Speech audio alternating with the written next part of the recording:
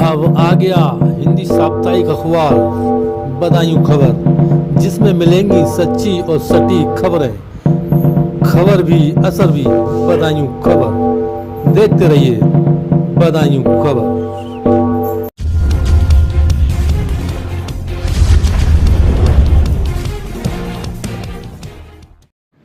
मंगलसूत्र पर सियासी घमासान अभी थमने का नाम नहीं ले रहा है। अब इस पर सपा के नेता शिवपाल सिंह यादव का बयान आया है।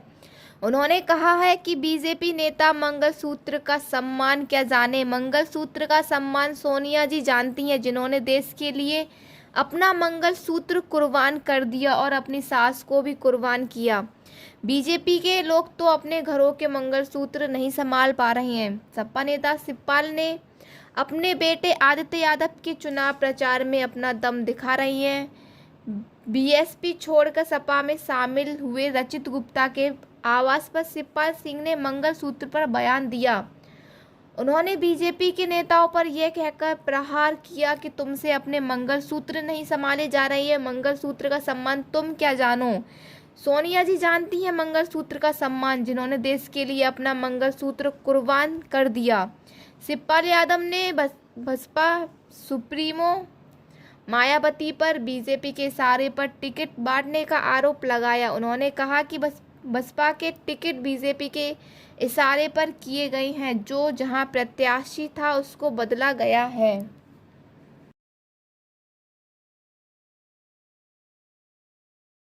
जी पार्टी में शामिल हुए, क्या कहना चाहेंगे? देखिए, रचित गुप्ता जी और उनके पिताजी राजीव गुप्ता जी, उन्होंने बहुजन पार्टी छोड़कर बहुजन पार्टी की नीतियाँ अच्छी न होने के कारण उन्होंने समाजवादी पार्टी में आज शामिल हो गए और समाजवादी पार्टी में उनका हमेशा सम्मान भी रहेगा और उन्हें राजनीति में भी आगे बढ़ाने का काम किया जाए। चाचा जी, जिस तरीके से आप देख रहे होंगे लोकसभा चुनाव में लगातार बयानबाजी हो रही है, मंगलसूत्र से लेकर विरासत तक की बात इस चुनाव में आ गई है, क्या आपको लगता है कि भारतीय जनता पार्टी या फिर अन्य जो पार्टियां हैं मुद्दों से भटक गई हैं? क्या ये बयान जिस तरीके के आ रहे हैं क्या नहीं आने चाहिए?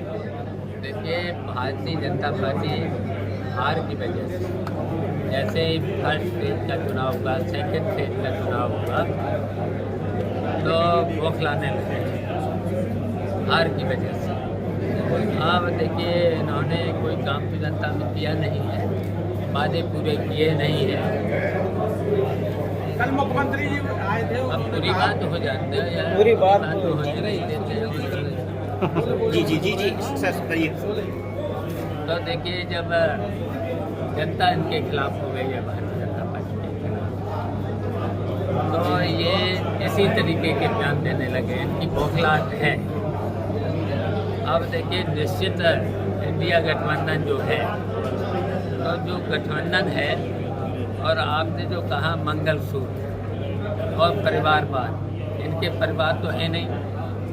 मंगलसूत्र के बारे में क्या ये उसका सम्मान करेंगे मंगलसूत्र के, जब अपने घर में ही मंगलसूत्र का सम्मान नहीं कर पाए।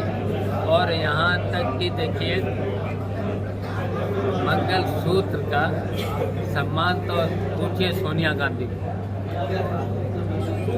जिसके देश की खातिर जिसके पति कुर्बान हुए, उनकी सास देश के प्रति उनकी सास कुर्बान हुए। इन्हें पूछिए, इनके क्या, इनके तो ना परिवार हैं, ना मंगलसूत्र का सम्मान करना जानते हैं। और देश विदेश का विकास क्या करें? देश कितने पीछे चला गया है, देश संकट में है समय। चाचा जी, जैसे पहले बिट्टन जी शामिल हुए आपकी पार्टी में, अब रचित जी, तो लग रहा है आपको कि बीएसपी का वोट आपकी तरफ खिसक रहा है कुछ?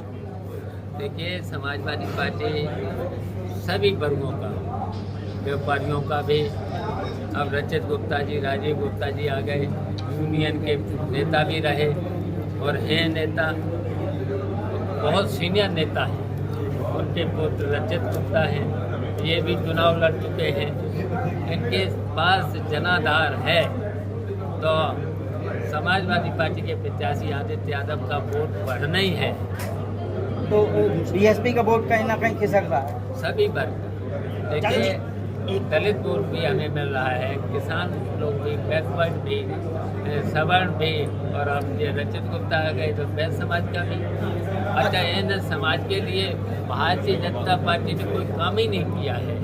किसी भी समाज के केवल विघटन पैदा किया है, केवल विघटन इन्होंने भाई भाई को लड़ाने का काम किया है।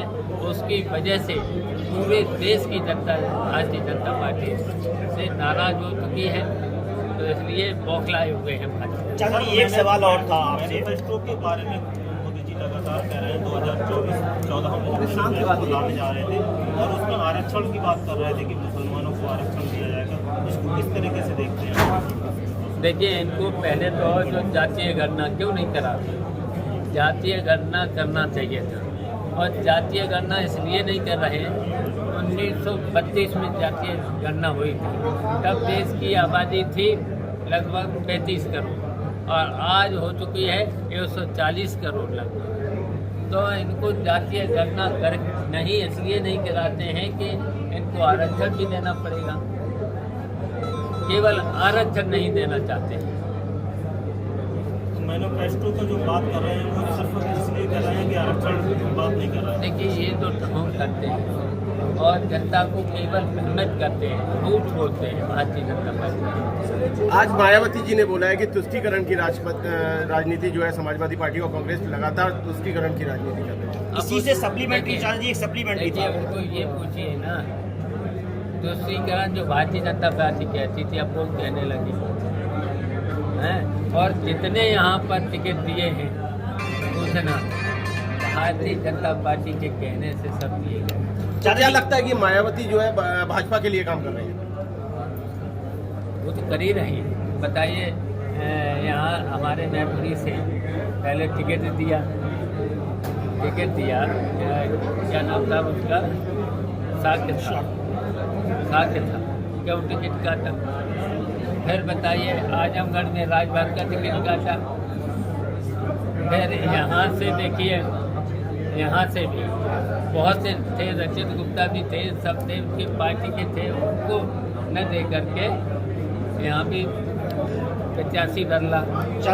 और ये सब देखिए बीजेपी के कहने से टिकट दिए गए।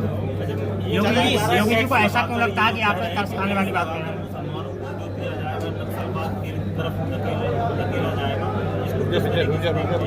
भाजपा के लोग लगातार इस बात को ये भारतीय जनता पार्टी अब आएगी नहीं, अब यहाँ से चली जाएगी।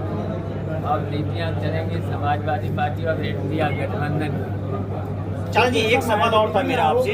जिस तरीके से पूरे देश की राजनीति में अमेठी और रायबरेली एक सेंटर पॉइंट बनता जा रहा है, कांग्रेस पार्टी ने अभी तक वहां से प्रत्याशी घोषित नहीं किया है, जबकि भारतीय जनता पार्टी लगातार इस बात को लेकर सवाल खड़े कर रही है कि अखिलेश यादव चुनाव हारेंगे, प्रियंका गांधी लड़ेंगी वो हारेंगी, राहुल गांधी लड़ेंगे वो हारेंगे। इसको लेके क्या करेंगे?